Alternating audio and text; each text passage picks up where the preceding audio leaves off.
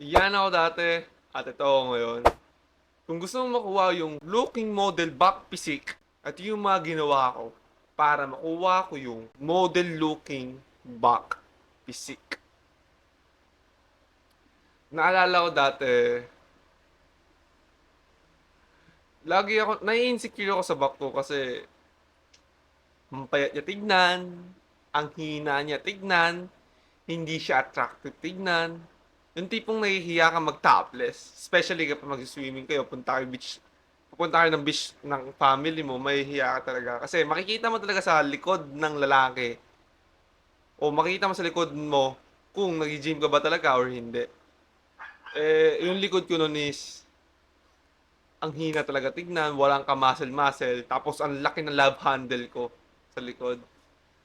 And kahit pa nag-t-shirt ako, kitang-kita mo kapag yung isang tao ay hindi nag-gym, is yung back niya is hindi powerful tignan. And, nung nag-gym ako, ang dami kong maling ginagawa kasi ayaw ko ng pull-ups, ayaw ko ng mga bodyweight pull-ups, bodyweight rows, kasi mahirap, hindi ko sila kaya, kasi ayaw ko sa hard work, ayaw ko sa pain, kaya puro lat cool down lang ako. And one time, na-realize ko na sobrang halaga pala ng mga pull-ups, inverted rows, kasi sila yung pundasyon. Although maganda exercise yung lat pull down, pero iba talaga kapag nagba-bodyweight rows ka. Kaya ngayon, ipapakita ko sa inyo kung ano yung mga workout na ginagawa ko para sa ating full day. Okay, Smith machine tayo ngayon, pero Rose. Kasi ginagawa niya, yung Rose kasi, maganda dito. Ganda dito kasi mas ginagawa niya thick yung back natin. Kasi sa inner to eh. Ito sa inner. Ang mga lat pull down, pull ups is para sa outer yan. Tapos yung pull ups, outer din yan. Yung mga inner naman is itong rows, bodyweight rows, or mas kilala bilang inverted rows, di ba? So, ayun.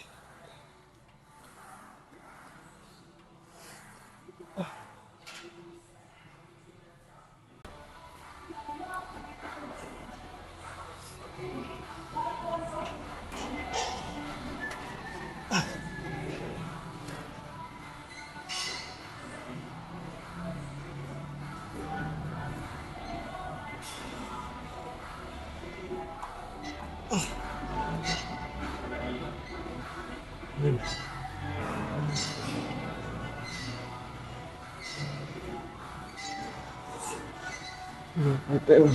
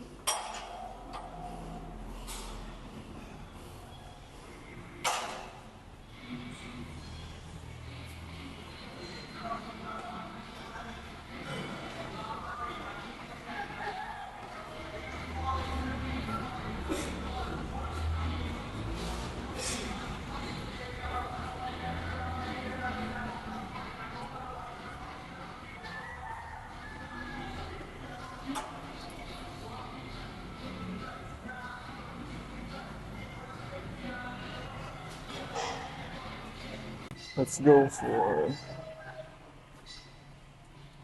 last two sets. Okay.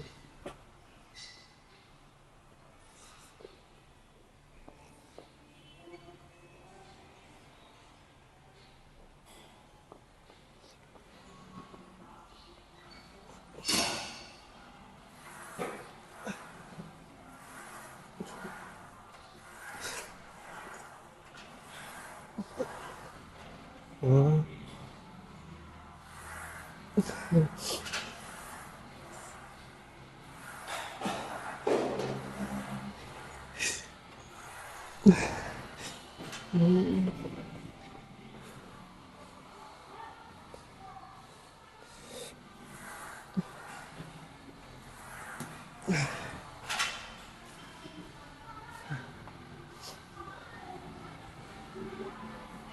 Eleven. That's it.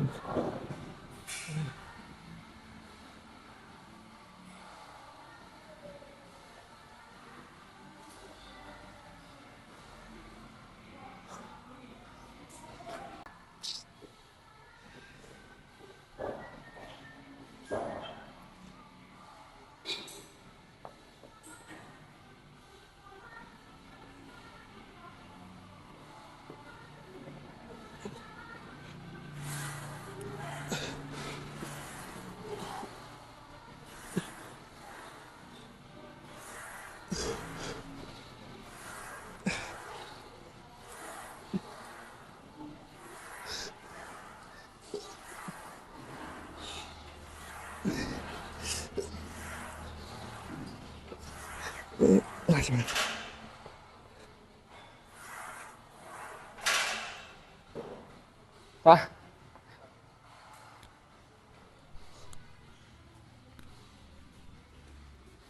lat cool down tayo ngayon.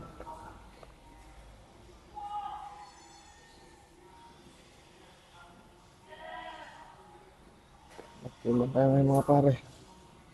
Although, nagpulos ako kanina. Pero syempre, iba pa rin talaga lat cool down tayo. Yeah.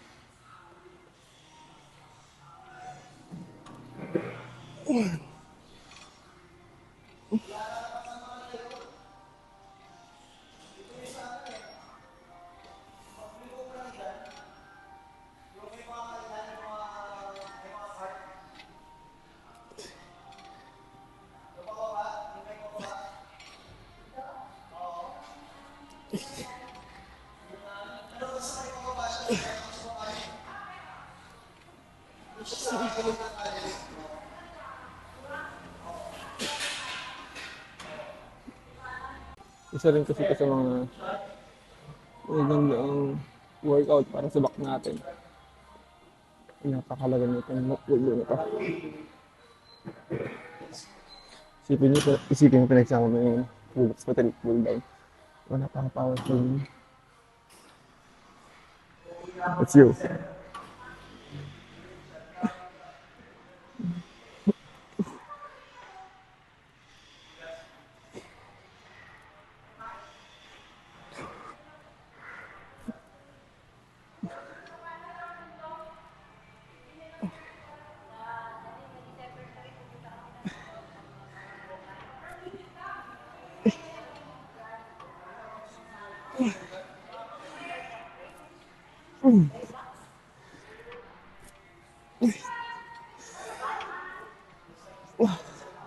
Mag-drop set tayo to 45.5 kg. Siguro to 27, 22 kg. Relax mo natin ngayon. So, let's get it on. Let's go.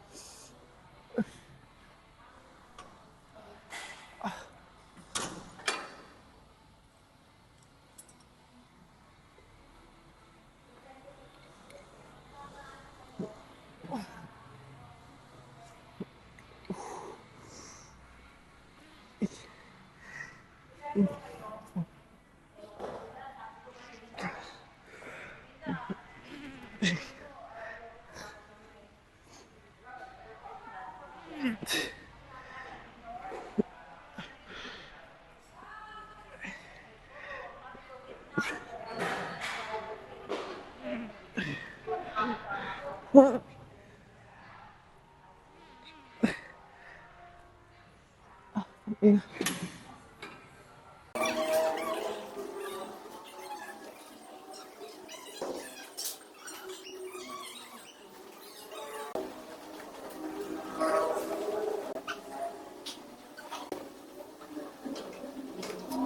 reverse flies tayo. Sobrang halaga ng reverse flies ito kasi kung gusto mo makabuild ng looking model physique, kailangan malaking shoulder mo. Although sa full siya, pero pa siya ng shoulder na muscles eh, di ba? Yung rear delts. So, reverse flies tayo. So, four sets tayo dito mga pare. Okay, let's go. Tandaan nyo, every muscles mahalaga yan. Kaya huwag kayo mag-neglect ng muscles.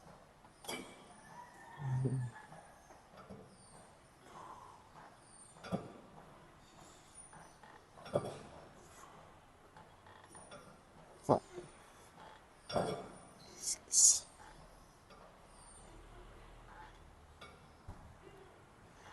seven, okay,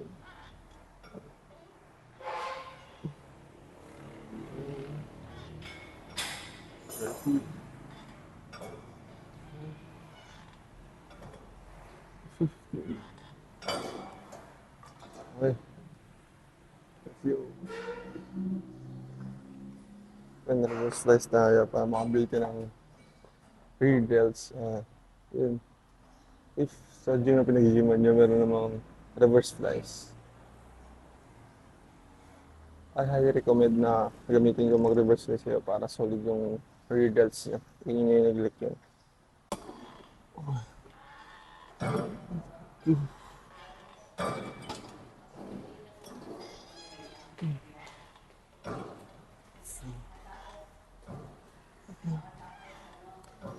Six, seven,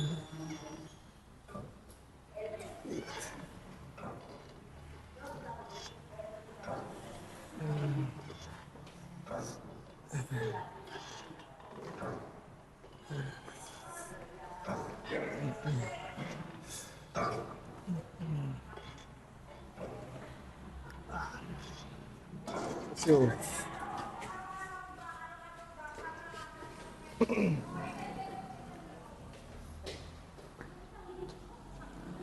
So, ilang sets pa tayo dito sa reverse flies. Isa rin to sa mga favorite kong workout. Eh. And then, nag-track lang ako ng progress. Kaya, dapat magdala kayo ng phone or notebook. Kung ano man, pan-track nyo. At least, may progress yun. Tandaan nyo. Ang pinaka-secret para makapag-build ng physique is progressive overload. And recovery and diet, di ba? Pero isa rin yung sa mga importante. Maraming factor. Maraming importante factor para makapag-build ka ng, ng muscles. Pero isa sa mga factor yung progressive overload. Napakalaga ng progressive overload. Okay. So, sets tayo. So, ito, uso yung mga ibang ito ginagamit nila. Pero ako mas gusto kong walang sport kasi mas na-engage yung core ko. Diba? Parang two birds in one stone tayo. Mas ma-engage din yung core mo.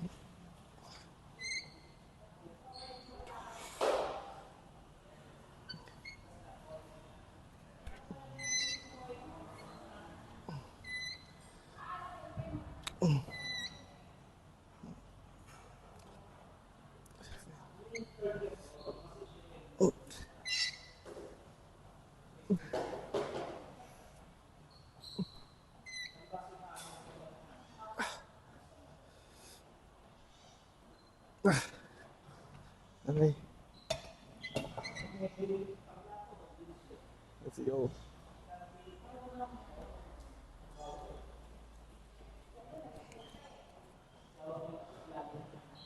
Okay. Rest ka na dito ng mga 1 minute. And then, if feel mo, masyado magaan,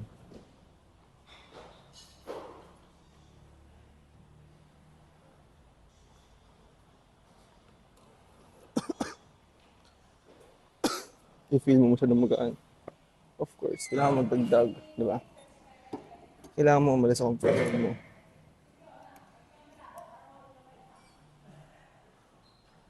Pansinin niyo, wala ng pintuan, laging ano, susi. Ang musik lang walang susi, yung CR. Kasi nandun lahat ng comfort mo. Kaya kailangan mo umalis sa comfort zone mo para lang mag-improve. Ha? Ah, so 1 minute rest lang tayo. And of course, may lovely phone. With my phone. Kailangan natin i-track yung progressive overload. Okay, that's it. 7 kg. 7 kg. Okay. 7 kg and then rest lang ako ng 1 minute.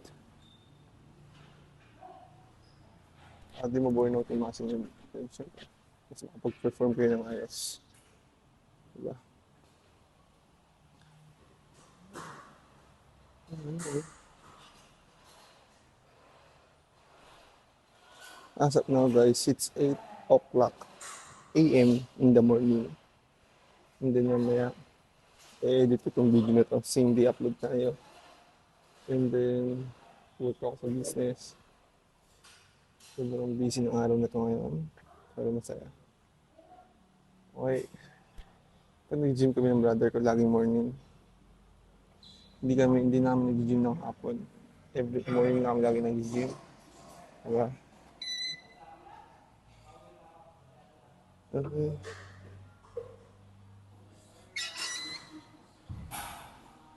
One, two, three, go. One,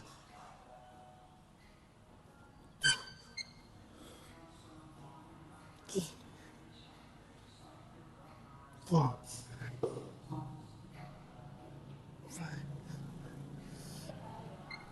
6,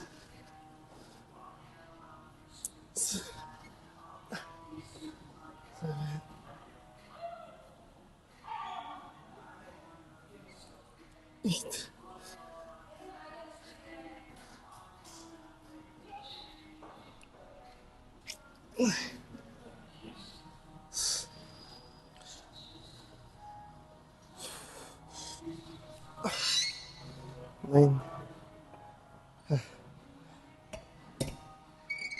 Fuck. 1 kg. So kaya, mag-6 ako ng support. Siyempre, para mas ma-engage yung core natin. Diba? Parang 2 birds in one stone.